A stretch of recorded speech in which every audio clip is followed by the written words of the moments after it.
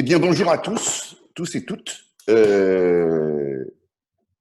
Premier webinar, en tout cas, juste avant le déconfinement. Alors, un webinar, ça peut être très mou, très ennuyeux. Alors, il faut qu'on apprenne tous à être dynamique et à rendre ça agréable. Et c'est Dieppe Digital qui s'est engagé à le faire. Alors, Dieppe Digital, c'est le cluster digital dieppois qui est un peu en cours de réanimation. Que j'ai l'honneur de représenter et d'essayer maintenant de redynamiser avec l'étroite collaboration d'Olivier, qui est à l'origine de l'organisation de l'agenda du webinar. Et Olivier, qu'on retrouvera en dernière partie de webinar sur sa qualité première professionnelle, qui est celle de la communication, et qui nous fera un petit résumé de la communication qu'on va appeler, disons, de redémarrage. Et pour démarrer, donc on est sur une thématique bientôt post-Covid. Là, il est l'heure de se remettre en ligne et de redémarrer. On va reprendre la dynamique juste un tout petit peu avant, et je vais laisser la parole à Pascal Mendes de l'entreprise Toshiba, qui va nous faire état de la situation au sein de son entreprise. Pascal, à toi. Bien, bonjour à tous. Oui, effectivement, Pascal Mendes, je suis le directeur QHSE de l'entreprise Toshiba et président de l'association des entreprises du parc Eurochanel. Alors, l'exemple Toshiba, on est sur un plan de continuité d'activité. On n'a pas cessé nos activités. On a, comme tout le monde, protégé nos salariés sensibles dans un premier temps.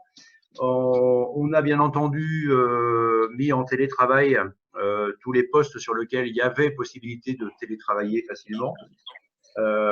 Et pour le reste, on a continué à avoir une activité sur site, certes réduite par rapport au volume de commandes, et une activité donc, qui n'a jamais été complètement arrêtée. Pour mettre ce plan de continuité en place, avec un peu de recul maintenant, quelques semaines après, je voudrais juste faire un focus sur le fait qu'on est sur un problème essentiellement, et je dirais quasiment uniquement humain. Il faut absolument prendre conscience qu'on va mettre plein de techniques en place qui vont effectivement permettre d'aider la mise en place des gestes barrières. On va mettre de la technologie en place pour informer, pour former, pour sensibiliser, etc. Mais on est avant tout sur un problème essentiellement humain. Dans ce sens-là, on a, nous, mis en place une cellule de crise donc, qui se réunit le matin à 9h30, qui réunit tous les chefs de service, notre infirmière de site et notre secrétaire CSE. Important là d'appliquer là où il y en a effectivement les instances représentatives du personnel. Et au travers de cette cellule de crise, on décide de ce qui sera mis en place dans la journée pour justement arriver à continuer l'activité dans les meilleures conditions possibles. On élabore en fait une véritable stratégie, que ce soit une stratégie de continuité d'activité ou de reprise d'activité. On met en place une organisation qui va bien. On a véritablement là rédigé un plan de continuité d'activité crise sanitaire avec des responsables, des titulaires, des backups quand il y en a besoin. Ça permet aussi de pouvoir, au travers de cette cellule de crise, filtrer les informations, décider des informations qu'on va pouvoir faire descendre dans les ateliers, parce qu'on est tous pareils, on a plein d'infos, il y en a des bonnes, il y en a un peu moins bonnes. Et donc là, ça nous permet de filtrer, de déterminer quelle on peut pouvoir donner. Ça permet au travers de la cellule de crise de mettre une vraie cellule aussi de communication interne et externe. Ça nous a permis dans ce souci de continuité de nos activités, de pouvoir là identifier très vite les fournisseurs qui étaient les fournisseurs stratégiques et sans lesquels on ne pouvait pas tourner, de façon à pouvoir être en mesure et capable de pouvoir assurer une continuité d'activité. Ok Pascal, je fais juste une petite intervention, deux choses. Est-ce que les différents intervenants au webinar peuvent penser à couper leur micro qui est située en bas dans le coin à gauche. Ça évite les bruits d'interférence. Et Pascal, fais attention quand tu parles, puisque ton micro il est unidirectionnel, donc il faut que tu te mettes bien en face. Dès que tu tournes la tête, on t'entend beaucoup moins bien. Quel est le pourcentage, Stéphane, de remise en route de l'activité quand on est, enfin de continuation d'activité, pas de remise en route? À quel pourcentage vous êtes arrivé et en fonction de l'évolution de la situation? À combien vous êtes parti, à combien vous allez arriver à la fin? Tu veux dire en termes de volume d'activité? Ouais.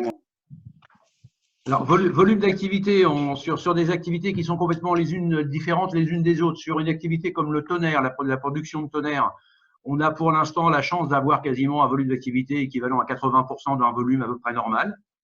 Par contre, sur des activités de service comme la configuration de copieurs ou la configuration des terminaux points de vente, on était plutôt sur une base 30-40% de volume d'activité. On s'aperçoit tout doucement que ça revient, les commandes commencent à rentrer. On est d'ailleurs obligé d'ajuster tout doucement notre volume de chômage technique pour pouvoir répondre aux commandes. Donc on sent là tout doucement le phénomène reprise qui commence à se profiler sur les activités. Ok. Et tout ça s'intègre, vos activités s'intègrent dans une chaîne dans laquelle il y a en amont des fournisseurs et forcément en aval des clients. Est-ce que vous avez eu des problèmes à ce niveau-là, soit au niveau… c'est-à-dire, quelle a été la communication vis-à-vis de l'aval et de l'amont, quoi? Ben, comme je le disais tout à l'heure, en fait, la cellule de crise, très très vite, on a identifié, on a fait les fournisseurs indispensables. Et là, ça a été véritablement un gros travail de notre équipe supply chain qui a pris contact avec ses fournisseurs pour savoir si effectivement eux aussi avaient un plan de continuité d'activité.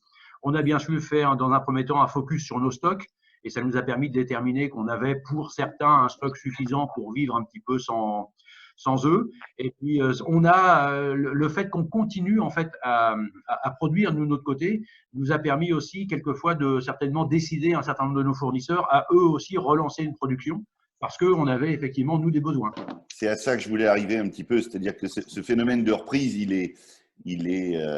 quand il n'est pas initié de façon officielle tel qu'il l'est aujourd'hui annoncé par le gouvernement, il est aussi induit lui-même dans cette chaîne.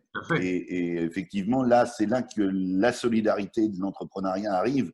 C'est qu'un maillon défaillant à ce niveau-là peut effectivement mettre une chaîne par terre. C'est une dynamique en fait à recréer entièrement. À partir du moment où il y a des donneurs d'ordre, il y a des gens derrière qui se remettent en route pour satisfaire les exigences clients et livrer en temps et en heure comme dans une situation à peu près normale. Ok Pascal, à quel pourcentage avez-vous usé du chômage partiel au niveau de… Oui, on a usé du chômage partiel à hauteur de 20% donc pour les activités de tonnerre et puis à hauteur de 40% sur les activités de service. Mais ce que l'on a souhaité, et encore une fois, là où prend toute l'utilité d'une cellule de crise, c'est que tous les matins, on fait le point justement sur les volumes de commandes.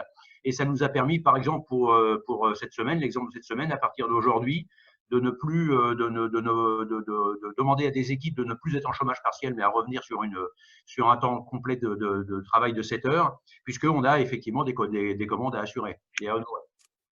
Est-ce que vous avez des gens, Pascal, qui…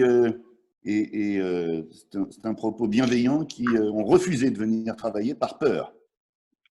Refuser, non. Alors comme je l'évoquais en préambule, quand je disais que c'était un problème humain, on a eu par contre à énormément rassurer. On a passé pour la maîtrise, pour les fonctions infirmières, pour ma fonction responsable QHSE, on a passé 80% de nos temps des premiers jours de confinement à travailler dans les ateliers pour expliquer, pour rassurer, pour prendre en compte les demandes, pour les faire remonter en cellule de crise, pour accompagner, aider, rassurer, etc. Il y a un vrai travail humain à faire. Et on se prépare d'ailleurs à faire la même chose pour nos collègues lorsqu'ils vont revenir de télétravail. On va avoir des gens qui, à terme, vont peut-être avoir été 2 mois à la maison. Alors certes, avec un contact quotidien, soit par mail, soit par téléphone, soit par visio avec leur manager, mais néanmoins, ils sont aujourd'hui en marge de l'entreprise un petit peu.